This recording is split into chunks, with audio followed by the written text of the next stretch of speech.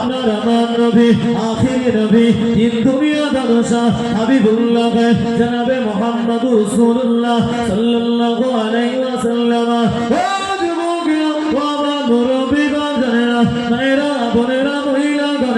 আল্লাহ পাকের নবীকে ভালোবাসে, আল্লাহ রাসূলকে প্যার করে, আল্লাহ নবীকে বড় মহব্বত করে, আল্লাহ নবীকে কে মহব্বত করতে, আল্লাহ নবীকে কে ভালোবাসে, আল্লাহ নবী সাহাবা হুজুরা আমার নবী পাককে এত মহব্বত করতে, আমার রাসূলকে এত ভালোবাসে, আমার রাসূলকে এতটা প্যার করতে, আল্লাহ নবী যখন জবান দিয়ে বলে দিলে, আল্লাহ রাসূল জবান শরীফ দিয়ে বলে দিলে, লা ইউমিনু আহাদুকুম হাত্তা আকুনা হাব্বা ইলাইহি মিন ওয়ালিদিহি ওয়া ওয়ালাদিহি ওয়ান নাসি আজমাইন। আল্লাহ নবী জানিয়ে দিলে, আল্লাহ রাসূল বলে দিলে, ও সাহাবাগণেরা, ও আমার সাহাবীগণেরা, আমি নবী জানিয়ে দিলাম, আমি রাসূল বলে দিলাম, যতক্ষণ না পর্যন্ত কেউ নিজের আত্মীয় স্বজন পাড়া প্রতিবেশী গ্রামবাসী স্বামী স্ত্রী সমাজ থেকে আমি নবী আমাকে যদি বেশি ভালো না বাসে, আমি নবী আমাকে যদি বেশি মহব্বত না করে, আল্লাহ নবী জানিয়ে দিয়েছে, আল্লাহ রাসূল বলে দিলে, ততক্ষণ না পর্যন্ত সেই ব্যক্তিটি কামিল মুমিন হতে পারে না। আমি নবী বললাম, ততক্ষণ না পর্যন্ত তারা যদি আমি নবী নিজের জান মালের থেকে যদি আমি রাসূল আমাকে যদি বেশি মহব্বত না করে, সে কামিল মুমিন হতে পারবে না, অর্থাৎ পরিপূর্ণ ঈমানদার হতে পারবে না, যতক্ষণ না পর্যন্ত নিজের জানের থেকে নবীকে বেশি মহব্বত করতে পারবে। এই কথা তোমার আমার নিজের লেখা না, আল্লাহ রাসূল নিজে জবান দিয়ে বলেন, রাসূল নিজে মুখ দিয়ে বলেন, আমি নবী আমাকে তোমাদের বেশি ভালোবাসতে হবে। কোথায় যাবে?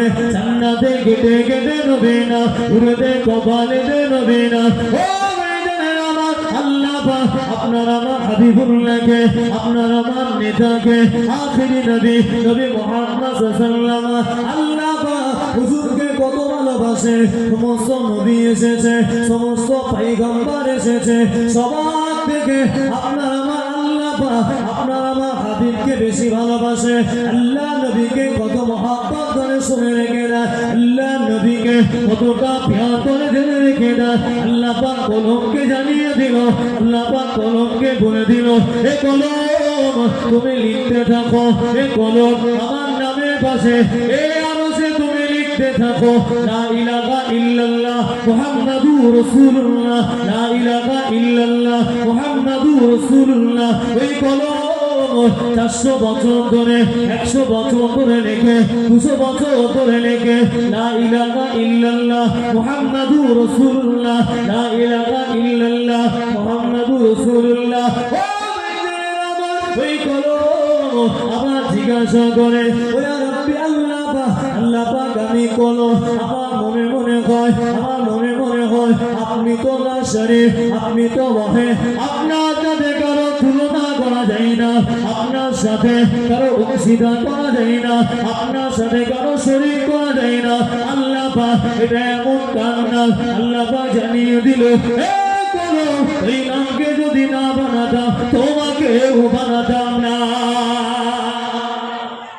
শুনে বলেন না সুবহানাল্লাহ। তাহলে আমি ওই নামটাকে যদি না বানাতাম, আমি কলম তোমাকেও বানাতাম না। জোরে বলে। তাহলে আমার আল্লাহ হাবিবকে নিজে নিজে ভালোবেসে দেখিয়ে দিলেন, হুজুরকে মহব্বত করে দেখিয়ে দিলেন। তাহলে আপনার আমার মহব্বতটা কোথায় চলে যায়? আপনার আমার ভালোবাসা আজকে হুজুরের প্রতি বেশি না। একজন স্বামী তার স্ত্রীকে যতটা ভালোবাসে, সে কিন্তু আমার নবীকে বর্তমানে অতটা ভালোবাসে বিশ্বাস করে। আপনার পরিবারটা এখনো পর্যন্ত ঠিক মতো নামাজ পড়ে, আপনার পরিবারটা আপনার এমন কিছু বাড়ি আছে দিনে একটা বার হলে ওই বাড়িতে রহমতের ফারিস্তা প্রবেশ করতে হয়। কেন? ওই বাড়িটা তো টোটালি নামাজি। এমনও বাড়ি খোঁজে যে বাড়িতে গেলে নামাজের পাটি পর্যন্ত পাওয়া যায়, এমনও বাড়ি দেখেন যে বাড়িতে গেলে কোরআন শরীফটা পর্যন্ত পাওয়া যাবে না। বলে ওই বাড়িটায় রহমত, ওই বাড়িটায় শান্তিটা আসবে। ইমাম সাহেবকে বললে হবে না, তুই দোয়া রহমতের কাজ করবে নে, নামাজ পড়বে নে, রোজা করবে নে, কিভাবে রহমত মিলবে দোয়া করলে? ভাড়া করে দোয়া কদিন আর চলবে বলে? দরকার যদি আপনার হয় আপনি আল্লাহকে বলেন, দরকারটা যদি আপনার হয় আপনি আল্লাহকে বলেন। আমার হুজুর কেমন করে দোয়া চাইতে, আমার নবী পাক ফজরের নামাজের সুন্নাত বেশি সময় বাড়িতে আদায় করতে। হুজুর ফজরের সুন্নাত নামাজ হুজুরাতানায় আদায় করতে। আল্লাহ পাকের নবী হযরত বেলাল রাদিয়াল্লাহু তাআলা আনহু হুজুর আমার ফজরের আযানটা দিতে, হুজুর আমার আযান দেওয়ার পরে আল্লাহ নবী সাহাবা হযরত বেলাল রাদিয়াল্লাহু তাআলা আনহু হুজুর আমার ফজরের আযানটা দিয়ে আল্লাহ নবী হুজুর খানার সামনে দাঁড়িয়ে যেতে, আল্লাহ নবী দরওয়াজার সামনে দাঁড়িয়ে যেতে, সালাতু আসসালামু আলাইকা ইয়া রাসূলুল্লাহ হাবিবাল্লাহ, আসসালাতু আসসালামু আলাইকা ইয়া রাসূলুল্লাহ হাবিবাল্লাহ।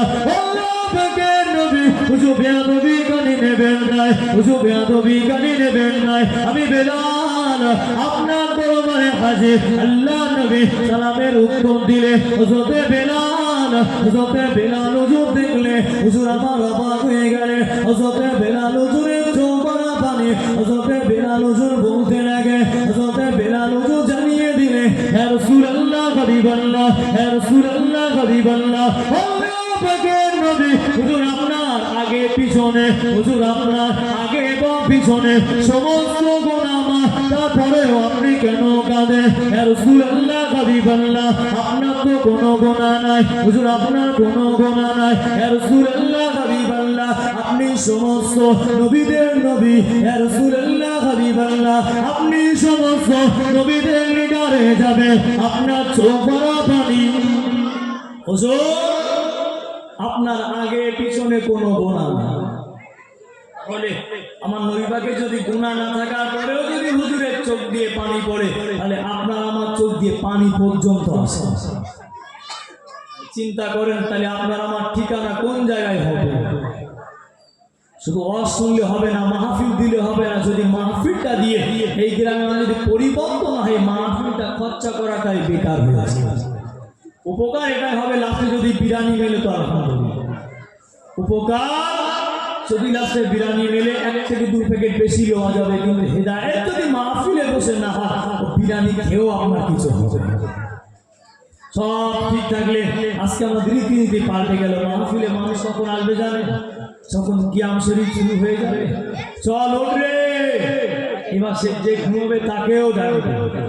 আবার ওই মাহফিলটাকে যখন দেওয়া হবে বলে আমার ছেলেটাকে একটা দেবে, আমার কচিটাকে দেবে না। যে এখন মায়ের কোল থেকে দুধ এখনো পর্যন্ত ছাড়িনি, কিছু কিছু মা বলে আমার কচিটার একটা দেবে।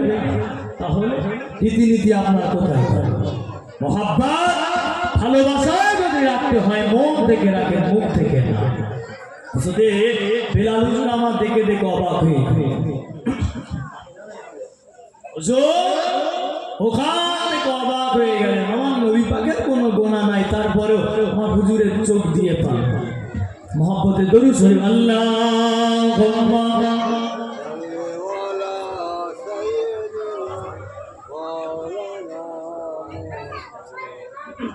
وعلى آل سيدنا।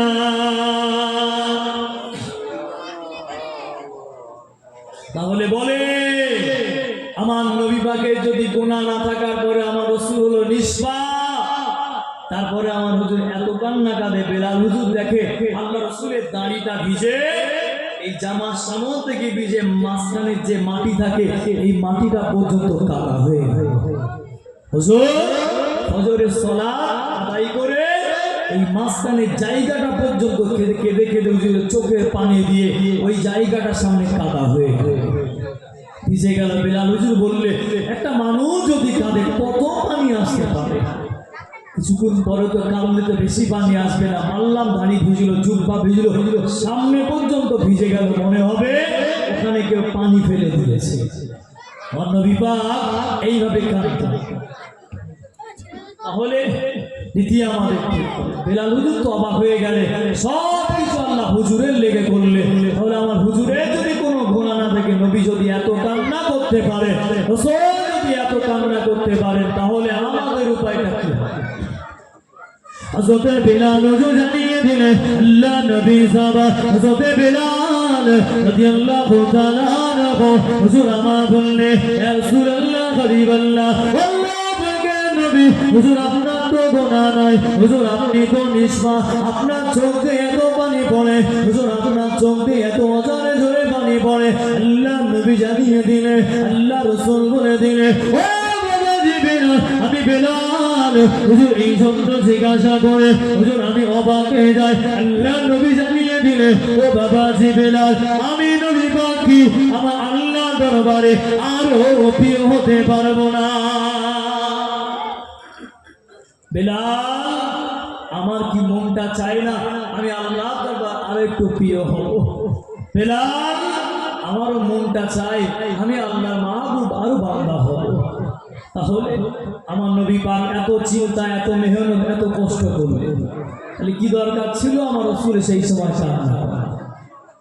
তাহলে আপনার আমার চোখ দিয়ে এখনো পর্যন্ত দোয়া করলে পানি আসে না, যদি কেউ বাড়িতে মারা যায় তাহলে পানি আসে না, তো পানি আসে না। তাহলে রীতিনীতি আমাদেরকে ঠিক করতে হবে। নবী যদি কাঁদতে পারে, তাহলে আপনার আমার উপায়টা কি হবে? কেউ যদি আসে মাহফিল বসে ওয়াজ যদি নাও শোনে, এটা কিন্তু গুনাহ হবে, কিন্তু আযান শুনে যদি মসজিদে না যায় তাহলে গুনাহ হবে। কেউ যদি এই মাহফিলে না আসে, যদি মাহফিলটা নাও হয়, এতে গুনাহ হবে, তারও গুনাহ হবে। এই মাহফিলটা ফরজ না, সুন্নাত না, ওয়াজিব না, এটা হলো মুস্তাহাব, অর্থাৎ ভালো করলে ভালো, না করলে অসুবিধা। এমন তো বক্তব্য প্রতিদিন আপনি মসজিদে শুনতে পাবেন। জুমার দিনে প্রতি ইমাম সাহেব জুমার আগে তো আধা ঘন্টা করে ওয়াজ করে দিতে পারে, তাহলে কি দরকার ছিল মাহফিলটা করা? চিন্তা আমাদের করতে হবে, কোন কিছু আমরা করছি, কোন দিকে আমরা বলছি। আগে আমাদের রীতিনীতি আমাদের ঠিক করতে হবে। মহব্বতে দরুদ শরীফ, আল্লাহুম্মা সাল্লি আলা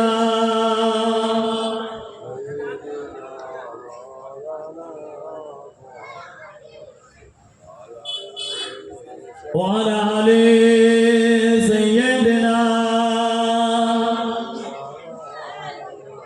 তাহলে আমার মুরব্বী বাপসারা, পদ্মা নিশিনা মায়েরা বোনেরা, মনটাকে ঠিক করে সাহাবা হুজুরদের মতো জিন্দেগিটা কাটানোর চেষ্টা করতে। মদিনা শরীফে একবার একটা বাচ্চা হারিয়ে গিয়েছে, তো বাচ্চা বলছে ওই মা আমার, আর মা বলছে ও ছেলে আমার। কথা বুঝতে পারলেন? ছেলে বলে ওই যে দাঁড়িয়ে আমার মা, আর মা বলে ও ছেলে আমার। বলেন তখন তো ডাক্তার ছিল না, কিছু ছিল, বিচারটা কেমন করে করবে? বলে বিচারটা কেমন করে করে? এখন তো বলে আগে আপনি খবর নিয়ে দেখে, একটা মুরগির গোল থেকে যদি একটা পিলে চলে যায়, সেই মুরগিটা চেল্লায়, গম্ভীর দিয়ে আওয়াজ দিয়ে থাকে। আজকে আমাদের ঘরে কিছু কিছু মহিলা ছোট ছোট বাচ্চাদের রেখে অন্যের সাথে চলে যায়, একটু দিলে মায়া হয় না, দিলে একটু মায়া জমে না। তাহলে একটা পশু থেকে কিছু কিছু মহিলা খারাপ হয়ে গেল, একটা জঙ্গলি জানোয়ারের থেকে তাদের মনটা বড্ড নোংরা। একটা মুরগির বাচ্চা পায়ে দিয়ে যেতে পারে হয়তো, কেন? ওখান দিয়ে যদি যাওয়া হয়, মুরগিটা আমাদের ঠোকরাতে পারে। তাহলে মুরগি যদি তার বাচ্চাকে যদি ভুলে না যেতে পারে, তাহলে বলে কিছু কিছু মহিলা যদি এই স্বামী ফেলে, বাচ্চাদের ফেলে অন্যদের সাথে চলে যায়, এদের ঠিকানা জান্নাত হবে না জাহান্নাম হবে? এদের ঠিকানা জান্নাত হবে না জাহান্নাম হবে? তো সেই মহিলা বলছে ছেলে আমার না, ছেলে বলছে আমার। আমার কবি অতি সুন্দর ভাষায় কি লিখলে শোনে, মাইকালা ভাই একটু পেশাবটা দেন না। এই ঘটনা বলি শোনো না, হযরতে আলীর ঘটনা। একটি ছেলে কাঁদছে বসে, মদিনাবাসী কেউ চেনে না। একটি ঘটনা বলি শোনো না, হযরতে আলীর ঘটনা। একটি ছেলে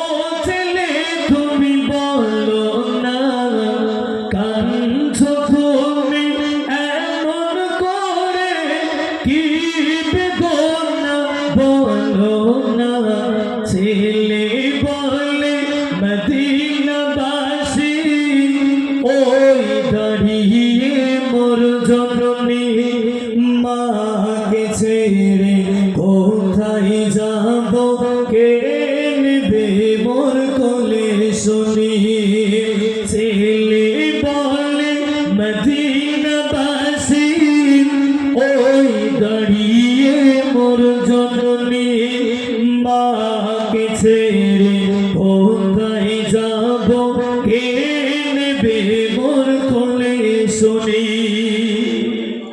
তাহলে চিন্তা করে ছেলে বলছে মাকে ছাড়া আমি কোথায় যাব, মা বলছে ছেলেটা আমার মদিনাবাসী আর বিচার করতে পারে না, এও খোদার কসম খায় ছেলেটা খোদার কসম খায়, ছেলেটা ছোট মাটা বড়, বলে সেই সময় আমি আপনি তাকে কিভাবে বিচার করবো, ছেলেও মিথ্যা বলে এও আল্লাহর কসম খেলো ও আল্লাহর কসম খেলো। তারপরে কি শোনে, মায়ের মতো ভালোবাসা আর তো আমি পাব না, মাকে ছেড়ে কোথায় যাব মদিনাবাসী বলো না। মহিলা বলে মদিনাবাসী এ ছেলে তো আমার নয়, বিয়ে হইলে বাচ্চা হবে, বিয়ে তো আমার হয় নাই। সালাম দিয়ে হযরত আলী শুনুন এদের ঘটনা, হার মানিয়া এসেছি দাঁড়ে করুন এদের ঘটনা। মদিনাবাসী এই বিচারটা করতে পারলেন না, মদিনাবাসী এই বিচার না করতে পেরে হযরতে আলী হুজুরের কাছে বিচার দিয়েছে। সেই সময় বিচার তো রাজা আলী হুজুর, আলী হুজুর কি বিচার করলে, হযরত আলী বললেন এই ছেলে তুমি সত বলো, এই মহিলা কি হয় তোমার সকল ঘটনা খুলে বলো।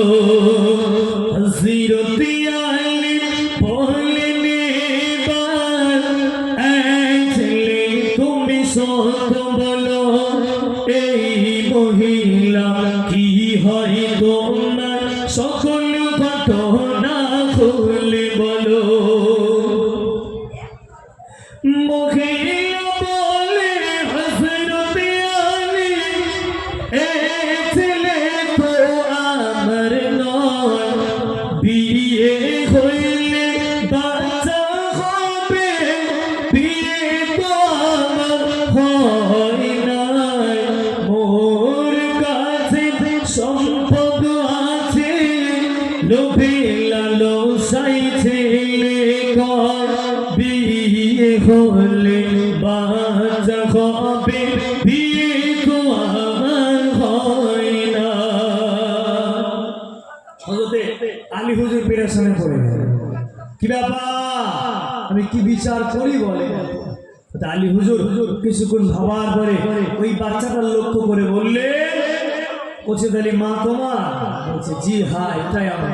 বলছে মহিলা ছেলে তোমার না, বলছে ঠিক আছে তোমার যদি ছেলে না হয় তুমি তোমার পথ দিয়ে চলে যাও, ছেলেটা যেখানে তোমার না তুমি যে রাস্তায় এলে ওই রাস্তায় চলে যাও। তারপরে কি লিখলে, হযরত আলী বললেন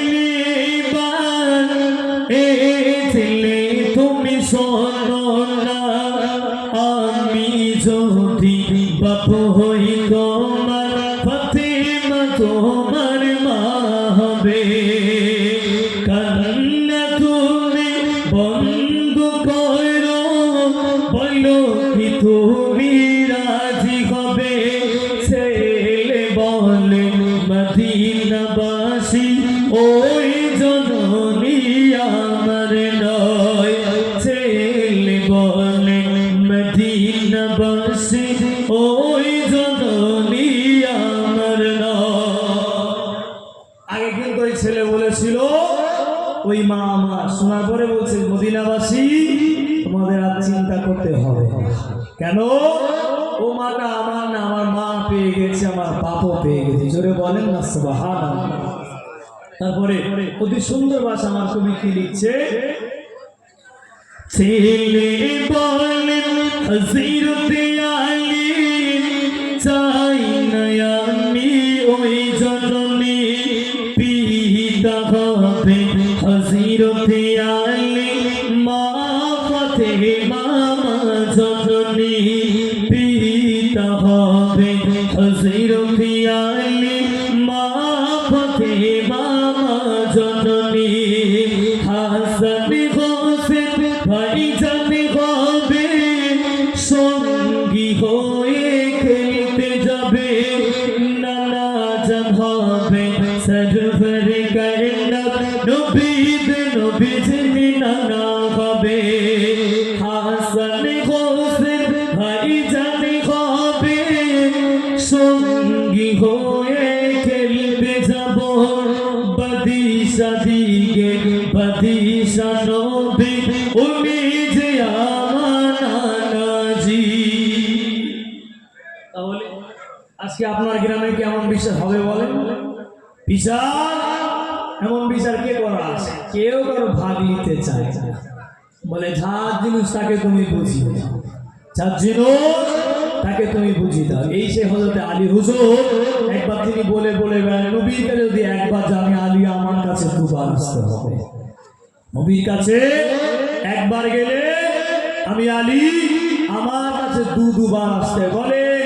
এই কথাটা ছোট না বড়? অনেক বড়। কেন?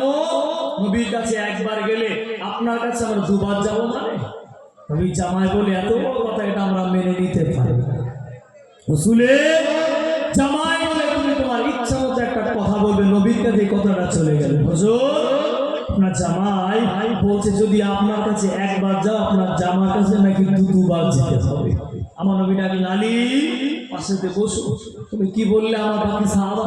হুজুর আমি বলেছি আপনাকে যদি একবার জানি আলী আমার কাছে দুবার আসতে হবে।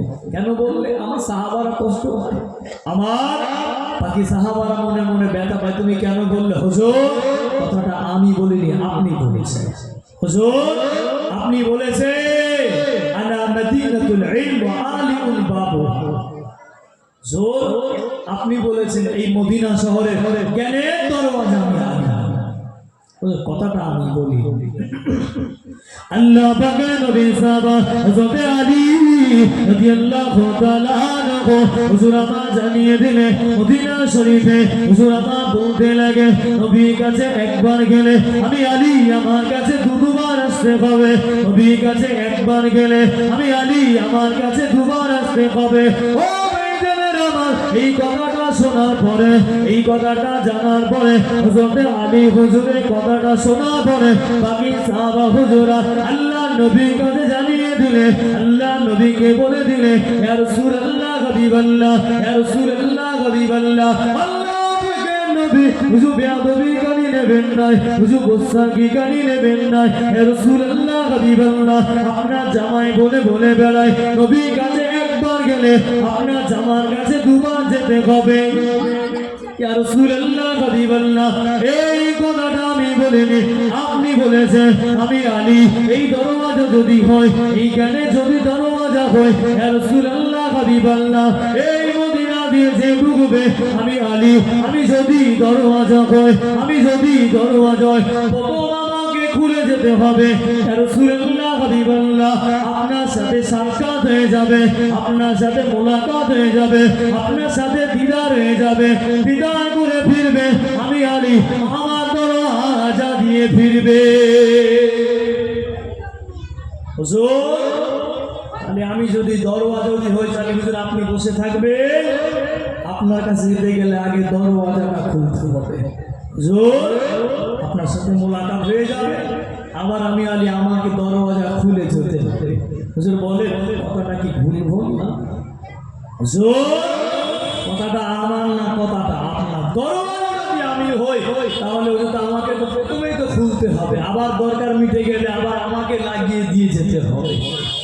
এই ছিল সাহাবা হুজুরদের মত। ব্যাখ্যা ভুল নিলে হবে, ব্যাখ্যা ভুল নিলে হবে। কেউ কেউ দেখবেন সূরা ফাতিহা শেষ কেউ কেউ আমিন জোরে বলে, আবার কেউ আছে যে আমিনটা জোরে বলে, ওর কাছে যাবেন ও আপনাকে সঠিক দলিল দেবে। আচ্ছা আমিনটা মনে মনে বলে সেও আপনাকে সঠিক দলিল দেবে। আবার যে হাতটা এখানে বাঁধে ওর কাছে যাবেন ও বলবে সহিহ হাদিস, যে হাতটা নিচেই বাঁধে ওর কাছে যাবেন ও আপনাকে দলিল দিয়ে বোঝে মানবেন কোনটা। বলে এ হাদিস দিয়ে কোরআন দিয়ে বোঝাবে আপনি মানবেন কোনটা। বুঝে রেখে এটা হলো আখির জামানা। কেউ কেউ আযানে করে হাত তোলে, কেউ কেউ দুআ বিরহমাতিকা বলে শেষ করে, আবার কেউ লা ইলাহা ইল্লাল্লাহ মুহাম্মাদুর রাসূলুল্লাহ বলে শেষ করে। যে বিরহমাতিকা বলে শেষ করে সেও দলিল দেয়, যে লা ইলাহা বলে সেও দলিল। মানবেন কোনটা? বলে ধরবেন আপনি কোনটা।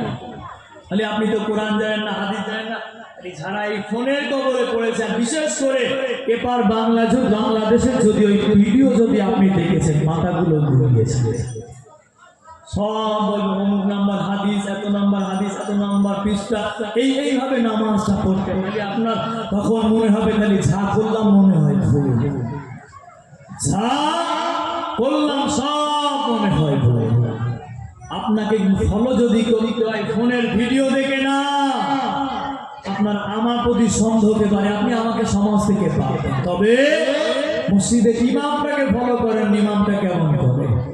আপনি একজন আলেম না, আপনি হাফেজ না, আপনি কারি না, মুফতি না, আপনি সাধারণ মানুষ, আপনি ঠিক মতো কোরআন জানেন না, হাদিস জানেন না, এদিক ওদিক ফলো দরকার নেই। আপনি শুধু মসজিদের ইমামটাকে দেখেন, আলহামদুলিল্লাহ ওখানে ঠিক আছে।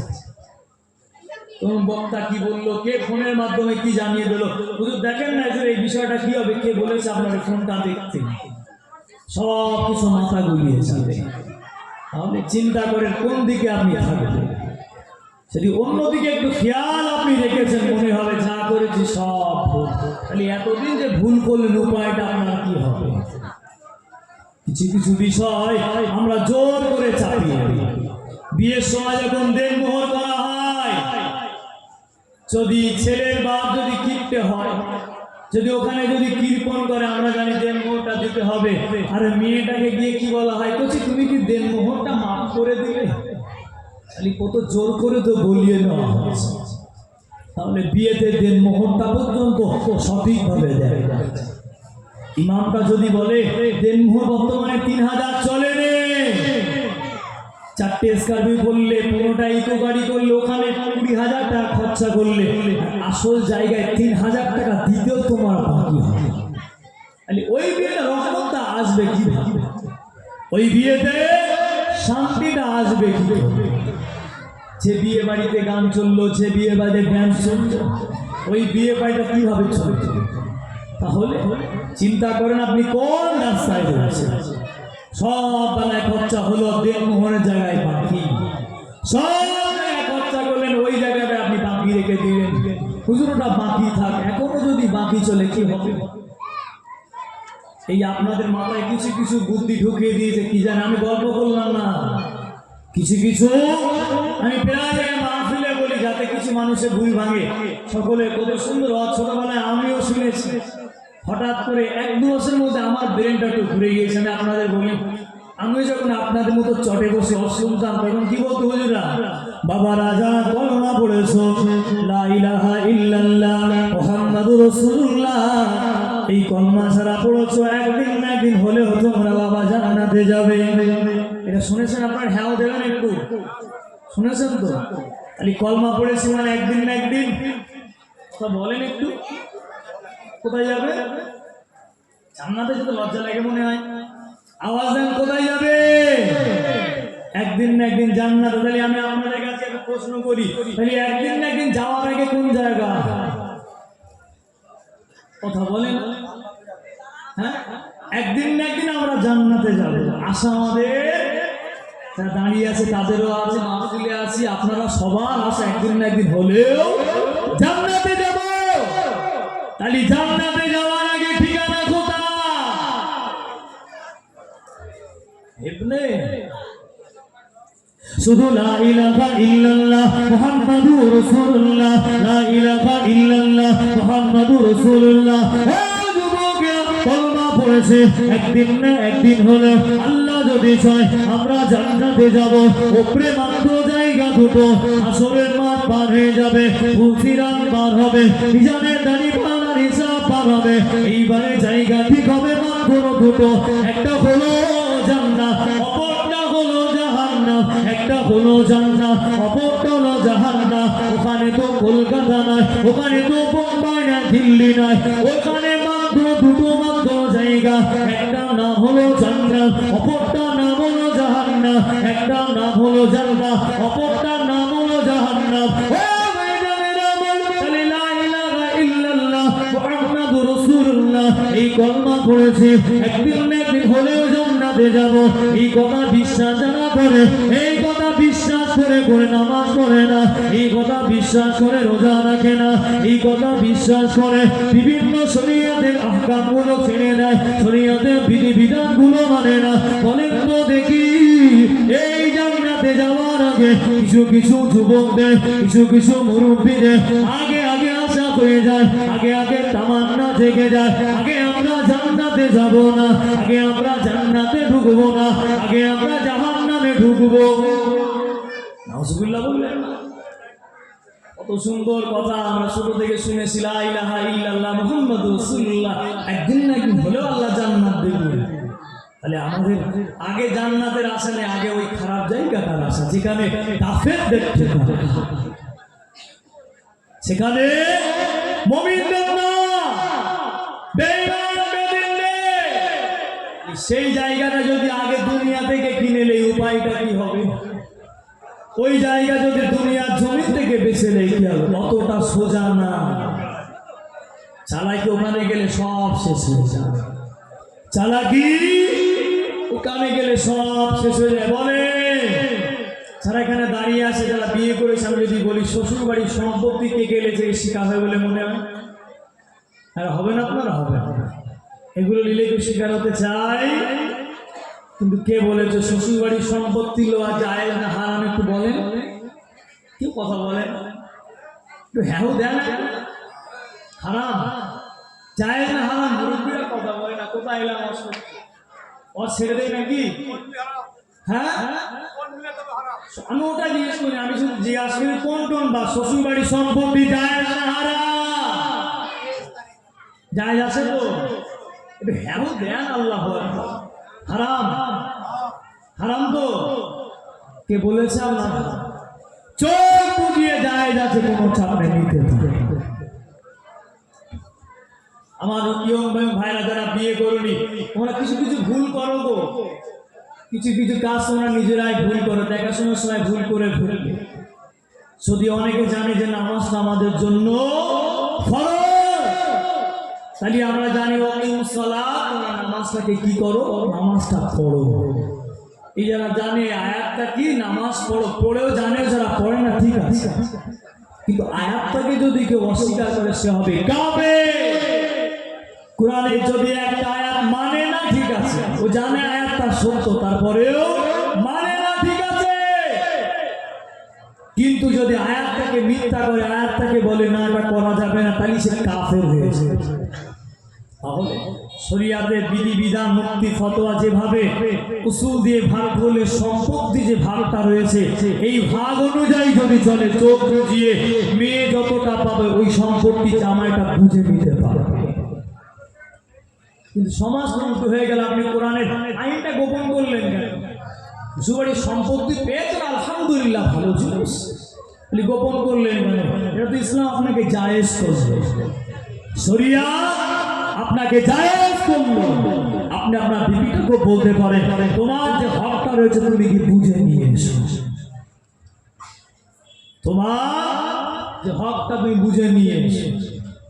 শরিয়াতের যদি আইনগুলো যদি মানে, শরিয়াতের বিধানগুলো যদি মানে, ও ভাইজানেরা আমার, শরিয়াতের আহকামগুলো যদি মানে, আমাদের দাবি থাকবে আগে না, দাবি থাকবে পিছনে।